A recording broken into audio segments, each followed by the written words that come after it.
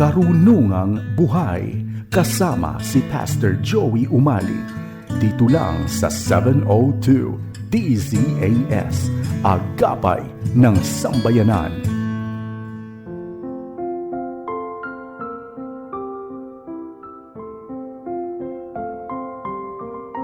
Pastor Joey Umali, samahan mo kami rito sa Karunungang Buhay.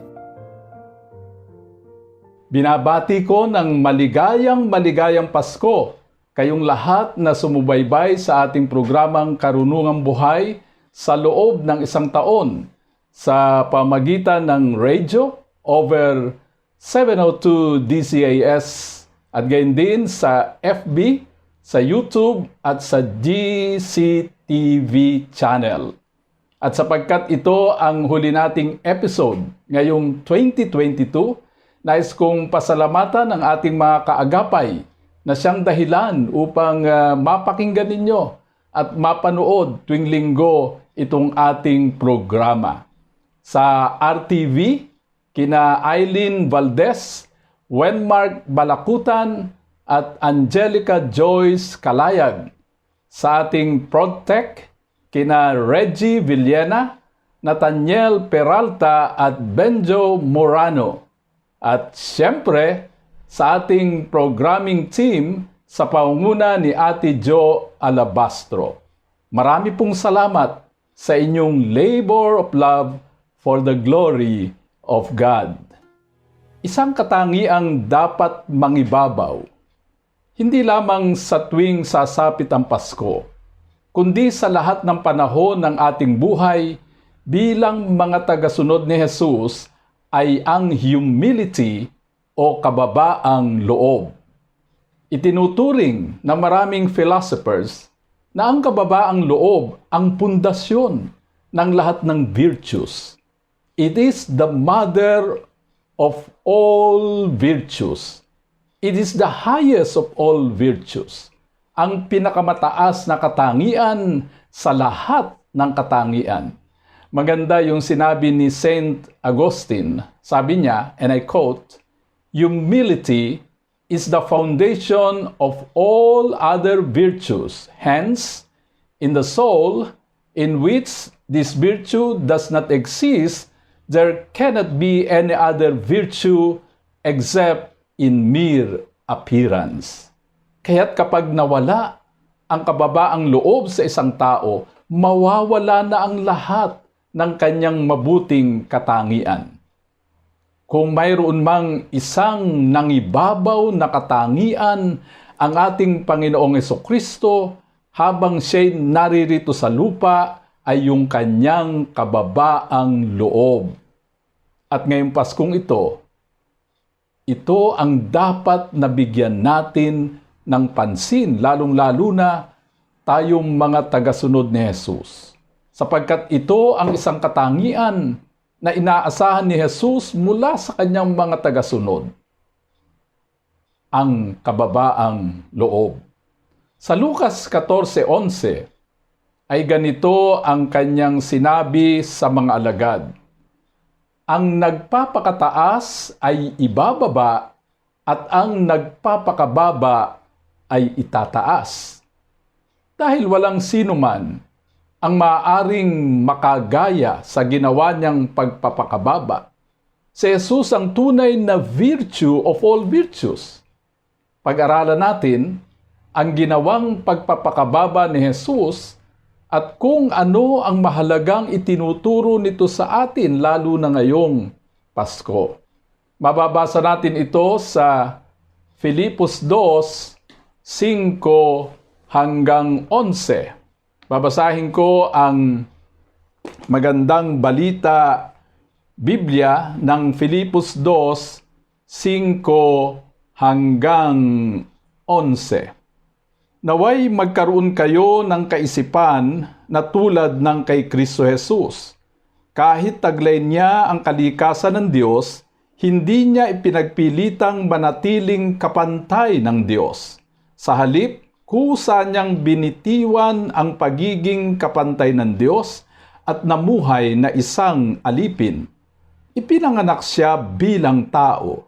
At nang siya'y maging tao, nagpakumbaba siya at naging masunurin hanggang kamatayan, maging ito man ay kamatayan sa krus.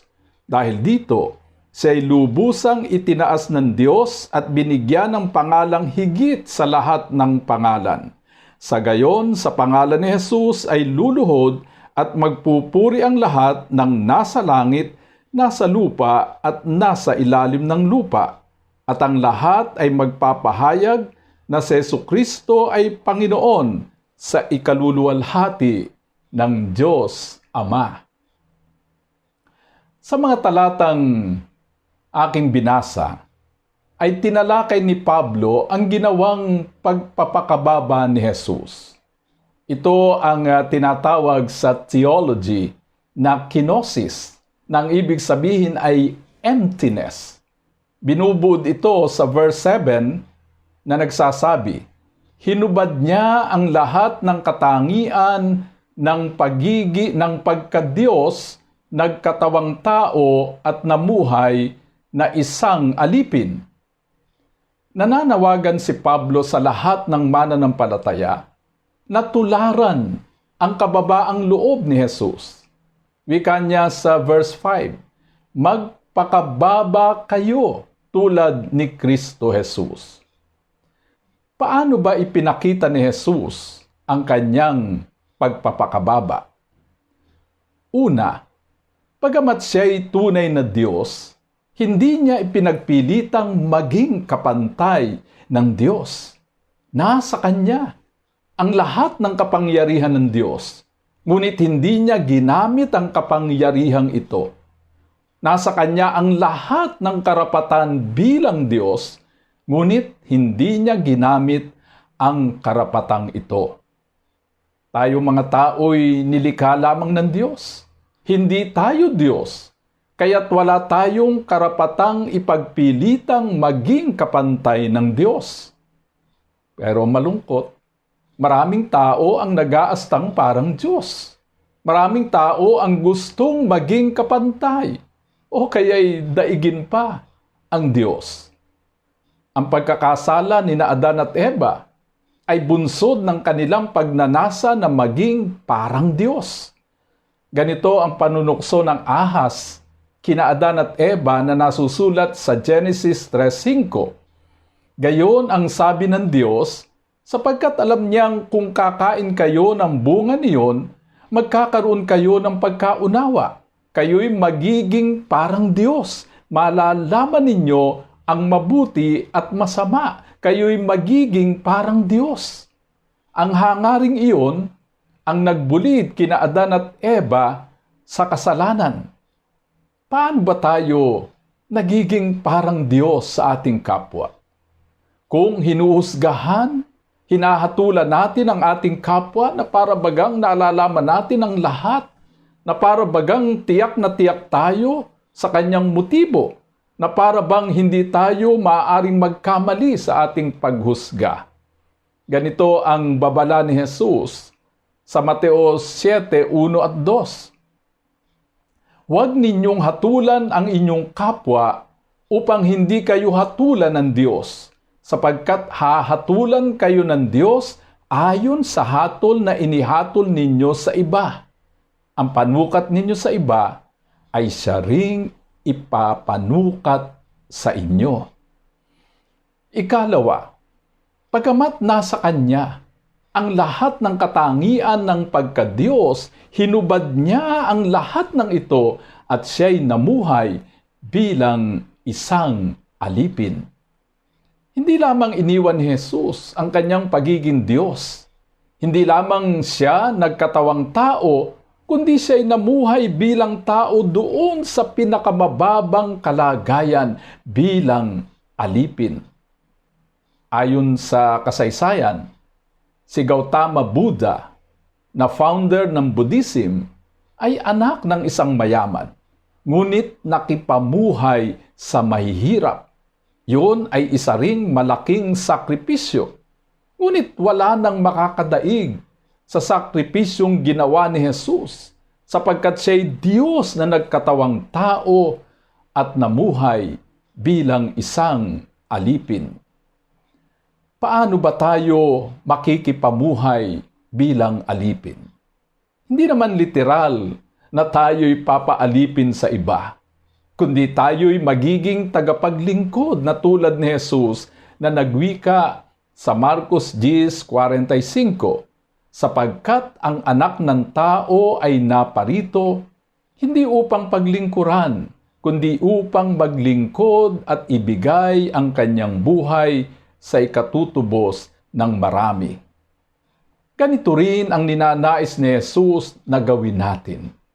Kaya doon sa Mateo 20, 26 at 27 ay ganito ang iniutos niya.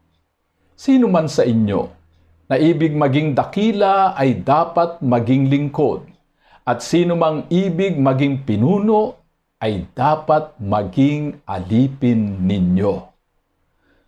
Tayo'y nagiging tagapaglingkod kung ang hinahanap natin ay ano ang maitutulong natin sa iba kaysa maitutulong sa atin ng iba. Kung inuuna natin ang kapakanan ng iba kaysa sarili nating kapakanan. Kung itinuturing natin ang iba na higit na mabuti kaysa atin. Ang tagapaglingkod ay other-centered sa halip na self-centered. Ang motto ay iba muna kaysa ako muna. Ikatlo, bagamat siya'y kasing taas ng Diyos, siya'y nagpakababa at naging masunurin. Lahat ng ginawa ni Jesus habang siya'y nasa lupa ay bilang pagtalima sa utos at kalooban ng kanyang Ama. He led a life of total obedience to the Father. Kaya't sa Juan 4:34 ay ganito ang kanyang wika. Ang pagkain ko'y ang tuparin ang kalooban ng nagsugo sa akin at ganapin ang ipinapagawa niya. Wow! Jesus eats His Father's will for breakfast. Napaka-importante ng ating pagsunod o ng ating obedience bilang mga mananampalataya. Ang pagsunod ay higit na ikinasisiya ng Diyos kaysa pagiging relihiyoso.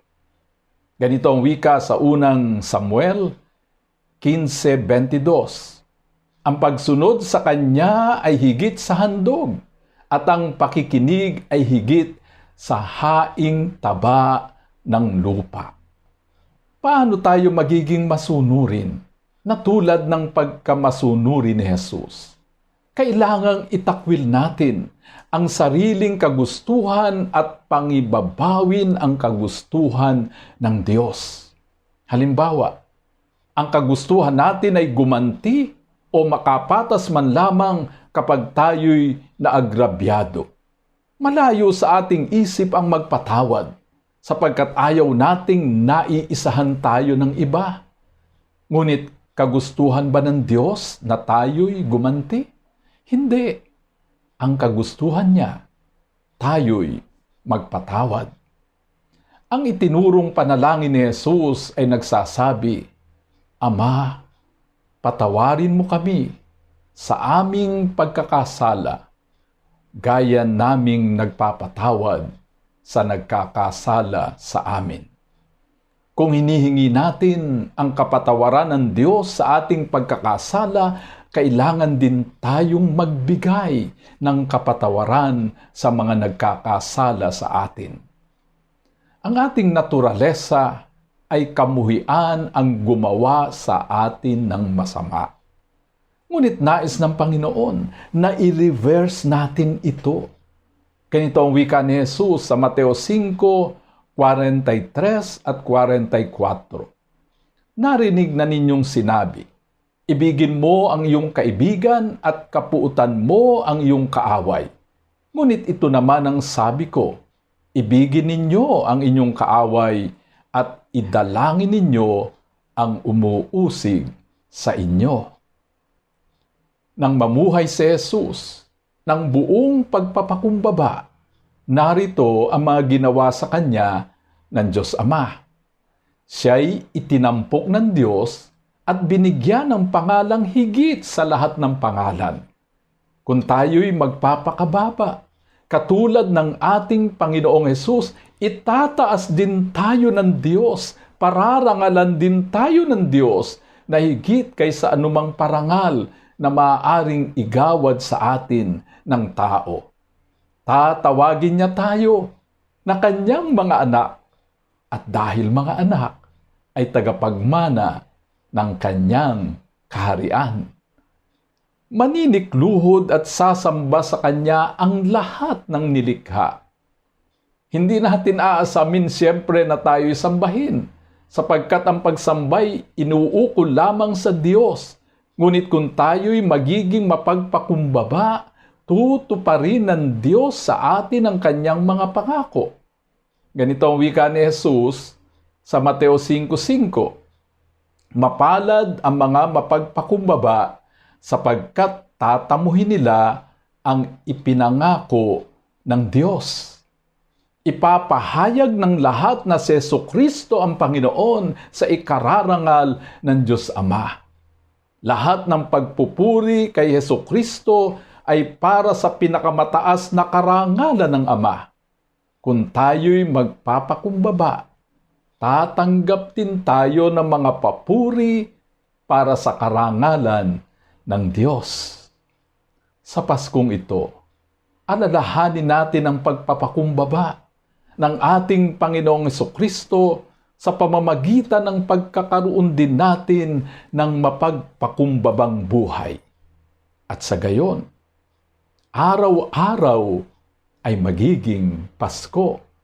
Araw-araw ay mag-aawitan ng mga anghel at magsasabing papuri sa Diyos sa kaitaasan at kapayapaan sa mga taong kinalulugdan niya.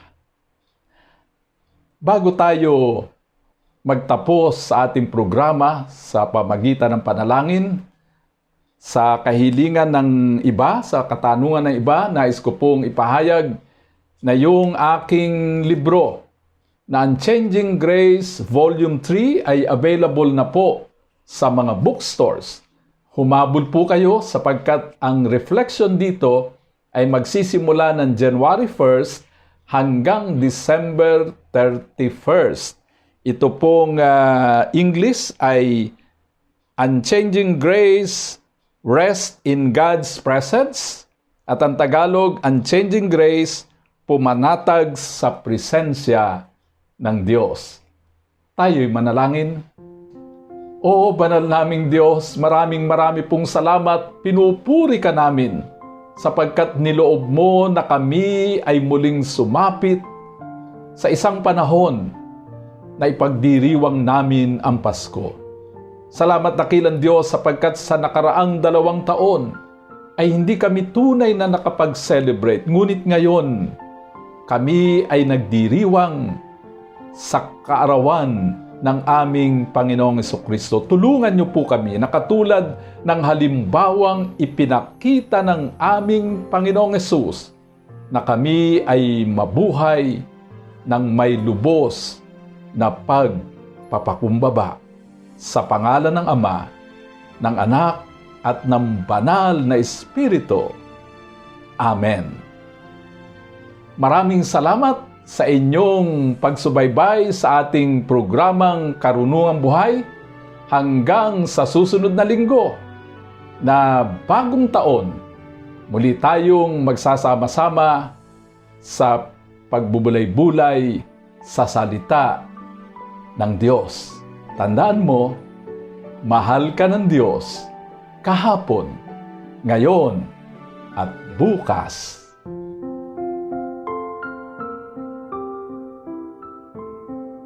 Pastor Joey Umali, nagpapasalamat sa iyong pakikinig dito sa Karunungang Buhay. Hanggang sa susunod na linggo, tandaan, ang salita ng Diyos ay karunungang buhay at tanglaw sa ating landas, isa-isip at isabuhay para sa matagumpay na pamumuhay. Inyong napakinggan si Pastor Joey Umali sa Karunungang Buhay. tunghayan muli ang programang ito dito lang sa 702 DZAS, Agapay ng Sambayanan.